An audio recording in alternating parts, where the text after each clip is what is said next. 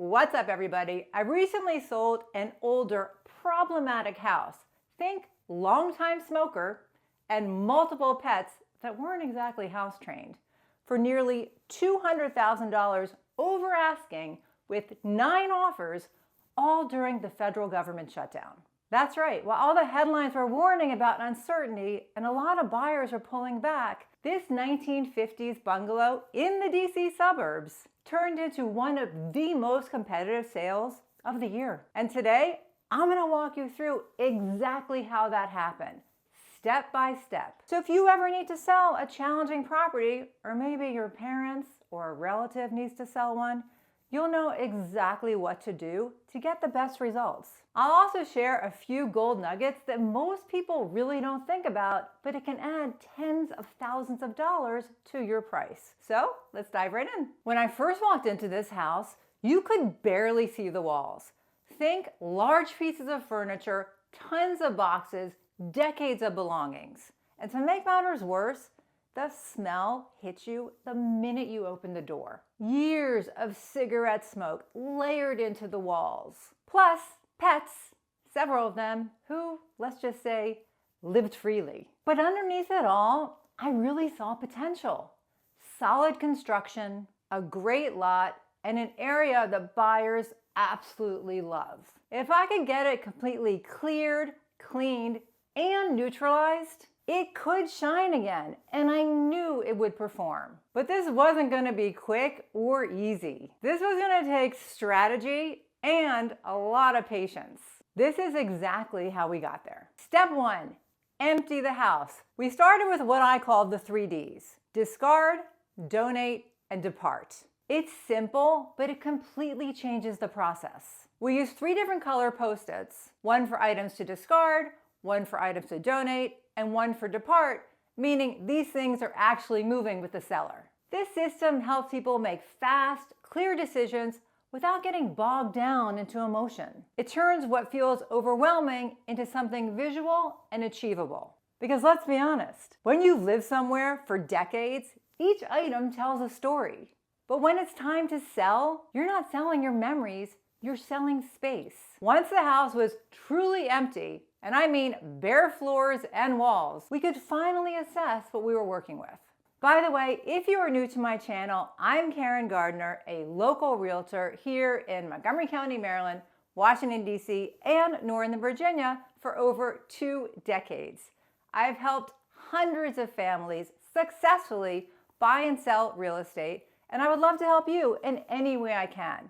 So please feel free to reach out. My email is right here on the screen, or you can always book a Zoom call with my Calendly link. Step 2, assess the property. Once all the clutter was gone, everything else came into view. Nicks in the drywall, cracks in the trim, faded paint, worn floors, dated fixtures. I walked through with my contractors and created a scope of work. We focused on what gives the highest return: paint, patching, caulking, new ceiling fans, a couple new light fixtures, some yard cleanup. Simple improvements that immediately signaled well maintained. This is not a renovation, it's a restoration. It's about giving buyers confidence that the home has been truly cared for. But before we could patch or paint, we had to face the toughest issue: the smell.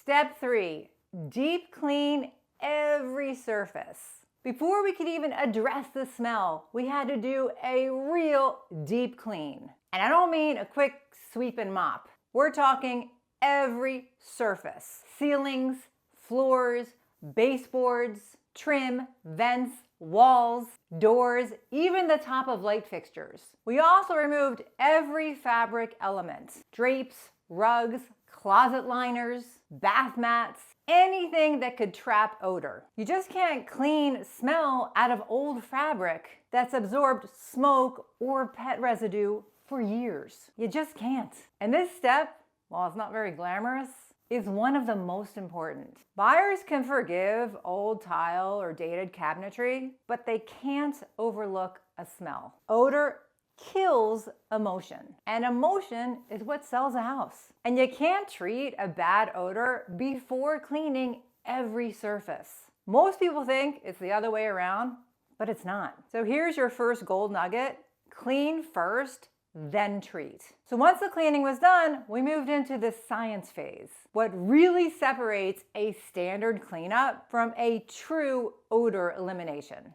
Step 4, eliminate the odor, the first 3-day process. Now, this is going to be a bit scientific, but I want you guys to understand what it is. But at the end of the day, you can get these 2 machines or you can hire someone to do it.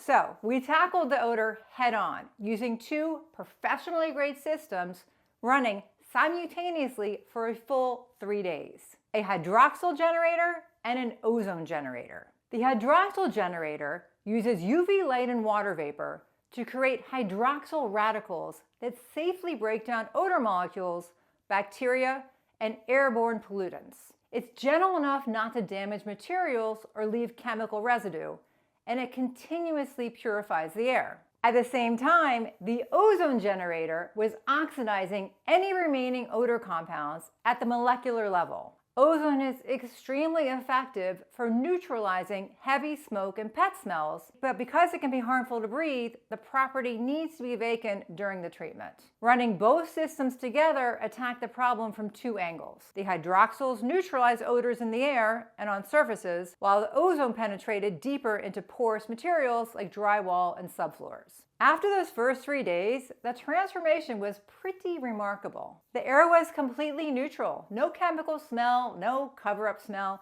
I hate those air fresheners. Please don't ever use air fresheners to try to cover up a bad smell like smoke or a pet. It doesn't work and it's awful. This just smelled clean. So here's your gold nugget number 2.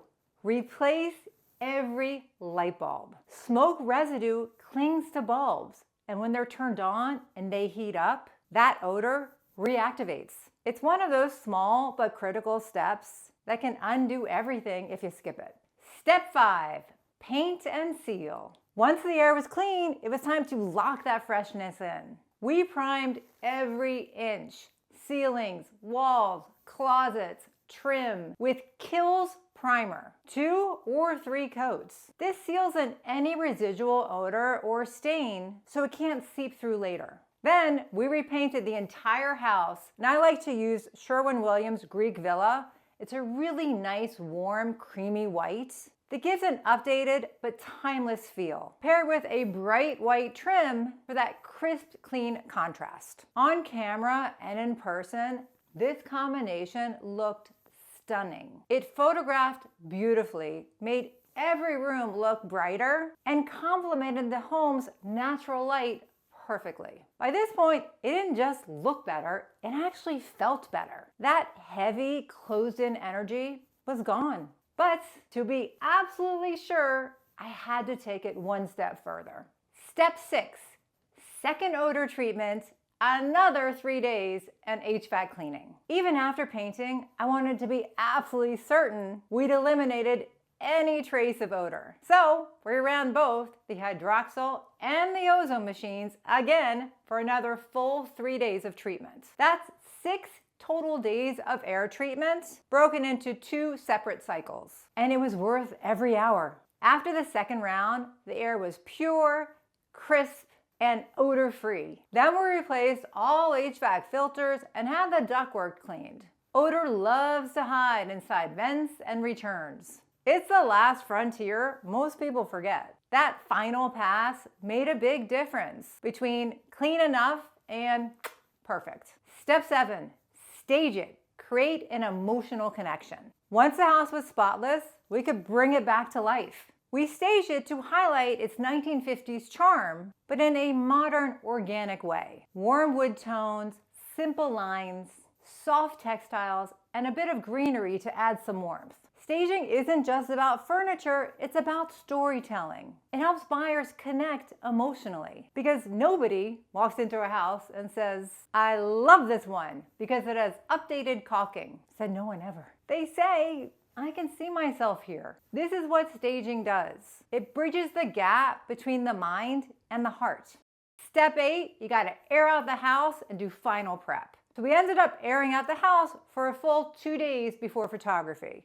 Opened up the windows, ran the ceiling fans, You just want to create that fresh flow. It just resets the air and ensures that the house smells clean, not chemically treated. We also just fine-tuned the lighting, double-checked every fixture, cabinet, and hinge. By the end, it looked and felt like an entirely new home. And finally, step 9, professional photos and video. Then came the marketing, professional photography and video that showcased what we had just created. We focused on light, flow, and the home's natural charm. No gimmicks, just clean, honest visuals that told the story of transformation. When we hit live on the listing, the response was immediate. Showings booked solid for the whole week. Within 1 week, we had 9 offers, and the final sales price, which was around $1.45 million, was nearly $200,000 over list price during one of the slowest months of the year and right in the middle of a federal government shutdown. This sale reaffirms something I believed for years. Presentation drives price. Even the most challenging properties can perform when you have a clear process and attention to detail. It's not luck, it's preparation. If you are selling a dated or difficult home, maybe a parent's property, maybe an estate, or something that hasn't been updated in decades, remember this sequence. Empty it completely. Assess and repair. Deep clean and deodorize. Prime, paint, and seal. Stage intentionally. Market professionally. When buyers feel like a home has been genuinely cared for, they respond and they compete. Every home tells a story. Our job is to rewrite that story so buyers see its value, not its problems. I hope you guys found this video helpful, and if you or anyone you know is facing a similar challenge, maybe an older home that feels overwhelming, reach out. I will walk you through the same process that turned this smoky, pet-filled 1950s bungalow into one of the most competitive listings of the year. Because even the toughest homes can deliver extraordinary results when you know exactly what to do. Thanks for watching. I do appreciate it, and I'll see you in the next video. Bye!